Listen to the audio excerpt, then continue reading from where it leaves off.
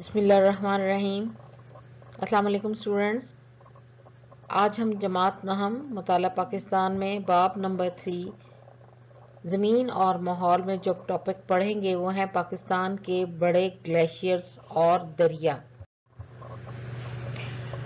پہاڑوں کی وادیوں میں جمی ہوئی برف جو کہ ڈھلان کی طرف حرکت کرتی ہے گلیشیئر کہلاتا ہے، یعنی زیادہ بلند علاقوں میں درجہ حرارت کم ہونے کی وجہ سے جب اس پہ برف باری ہوتی ہے اور مستقل برف جمے رہنے سے نیچے والی برف کی سطح جو ہے وہ سخت ہو جاتی ہے، موسم گرما میں وہ برف پگھلنے کے باوجود مکمل طور پر جب نہیں پگھلتی اور آنے والے موسم سرما میں اور اس پہ مزید برف باری ہو جاتی ہے تو پھر یہ آہستہ آہستہ کم بلندی کی طرف سرکنا شروع کر دیتی ہے، یعنی کم بلندی کی طرف جانا شروع کر دیتی ہے، جس سے گلیشیئرز حرکت کرتا ہے۔ کبھی کبھار آپ نے دیکھا ہوگا کہ اکثر جب موسم گرما میں ہم شمالی علاقہ جات میں جاتے ہیں تو سڑکوں کے اوپر برف کے بڑے بڑے ٹکڑے گرے ہوئے ہوتے ہیں جو کہ موسم گرما میں گرمی کی شدت سے پگھل جاتے ہیں اور سڑکوں پر آ جاتے ہیں۔ پاکستان نیم ہاری آب و ہوا کے خطے میں واقع ہے جہاں عام طور پر زیادہ بارشیں اور سردی نہیں ہوتی ہے، لیکن پاکستان کے شمال اور شمالی مشرقی علاقے ایسے ہیں جس میں ہمالیہ، قراقرم، ہندوکش جیسے دنیا کے بلند ترین پہاڑ آتے ہیں اور سارا سال وہ برف سے ڈھکے رہتے ہیں۔ انہی پہاڑی سلسلوں میں دنیا کے بڑے بڑے چند گلیشیئرز بھی موجود ہیں جن میں سیاچن، بلتورو، بیافو، بتورا اور ہسپر وغیرہ شامل ہیں۔ اب ہم یہ دیکھتے ہیں کہ یہ ان کے نام کیوں اس طرح ہیں اور ان کے کیا مطلب ہیں۔ سیاچن بلتی زبان کا لفظ ہے جس کے معنی ہے جنگلی گلاب۔ اس گلیشیئر پر یہ پودا زیادہ اگتا ہے، اس لیے بلتی لوگ یعنی بلتستان کے رہنے والے لوگ اسے سیاچن کہتے ہیں۔ اس گلیشیئر کی لمبائی تقریباً 70 کلومیٹر ہے اور یہ گلیشیئر سلسلہ یعنی کوہ قراقرم میں واقع ہے۔ پہاڑوں کا سلسلہ جو کوہ قراقرم ہے اس میں یہ گلیشیئر واقع ہے۔ دوسرا گلیشیئر ہے بلتورو۔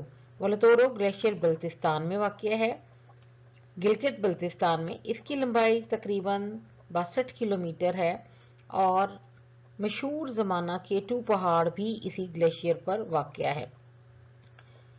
بلتورو کا دریا اسی گلیشیئر سے نکلتا ہے جو دریائے سندھ میں جا کر گرتا ہے اور سکردو شہر سے اس گلیشیئر تک رسائی حاصل کی جا سکتی ہے، یعنی اگر کوئی اس گلیشیئر تک جانا چاہتا ہے تو وہ سکردو شہر سے ہوتا ہوا اس گلیشیئر تک جا سکتا ہے۔ تیسرا گلیشیئر ہے بتورا۔ بتورا گلیشیئر 54 کلومیٹر لمبا ہے، یعنی 54 کلومیٹر۔ یہ وادی گوجل گلگت بلتستان میں واقع ہے۔ بیافو گلیشیئر یہ بھی قراقرم کے پہاڑوں میں واقع ہے اور اس کی لمبائی 63 کلومیٹر ہے، 63 کلومیٹر ہے۔ یہ ہسپر گلیشیئر سے جا ملتا ہے جو کہ وادی ہنزا میں واقع ہے۔ ہسپر گلیشیئر پاکستان کے شمالی علاقہ جات بلتستان میں واقع ہے۔ یہ گلیشیئر 49 کلومیٹر لمبا ہے اور دریائے ہسپر بھی اسی گلیشیئر سے نکلتا ہے۔ دنیا میں تازہ پانی حاصل کرنے کا جو مین ذریعہ اللہ تعالیٰ نے ہمیں دیا ہے وہ گلیشیئرز ہی ہیں، جبکہ موسم سرما میں جب سنو فالنگ ہوتی ہے، برف باری ہوتی ہے تو اللہ تعالیٰ کی طرف سے یہاں پر برف میں جب گرمیوں میں یہ برف پگھلتی ہے تو ندی نالوں میں، جھیلوں میں، آبشاروں میں جو ہے وہ ٹھنڈا پانی جاتا ہے، بہتا ہے، جس سے وہ نہ صرف ہمیں پینے کے لیے کام آتا ہے بلکہ ہمیں جو ہے زراعت کے لیے بہت زیادہ فائدہ مند ہوتا ہے۔ یہ پانی پہاڑوں پر سے یہ پانی جب ہوتا ہوا آتا ہے تو بہت زیادہ نمکیات، بہت زیادہ زرعی مٹی جو ہے وہ اپنے ساتھ لاتا ہے، جو کہ پھر پنجاب کے دریاؤں میں، دریائے سندھ کی وادی میں آ کر یہ مٹی بیٹھ جاتی ہے، جس کی وجہ سے وہاں سے ہم جو ہے وہ فصلیں حاصل کرتے ہیں، زراعت حاصل کرتے ہیں۔ گلیشیئرز کی اہمیت کیا ہے؟ ہم یہ دیکھتے ہیں کہ پاکستان میں قراقرم کا پہاڑی سلسلہ دنیا کے سب سے زیادہ گلیشیئرز والے علاقوں میں ہے. جیسے کہ میں نے ابھی آپ کو بتایا، تقریباً جتنے بھی گلیشیئرز ہیں وہ گلگت بلتستان والی سائٹ پہ ہی ہیں. پاکستان میں پائے جانے والے گلیشیئرز کا تازہ پانی چشموں اور نالوں کی صورت میں دریاؤں میں جاتا ہے. پاکستان میں بہنے والے ان دریا ہی ان گلیشیئرز کے مرہون منت ہے. یعنی ہمارے پاکستان میں جتنے بھی دریا بہتے ہیں وہ انہی گلیشیئر کی وجہ سے ان میں پانی آتا ہے. کیونکہ جبکہ جو بھارت کے ساتھ ہمارا دریا جو ہے وہ بھارت جب چاہے پانی روک لیتا ہے ہمارا، لیکن جو پاکستان کے اپنے دریا ہیں ان گلیشیئر سے ہی اس میں پانی آتا ہے، جس سے کہ ہم اپنی کاشتکاری کرتے ہیں.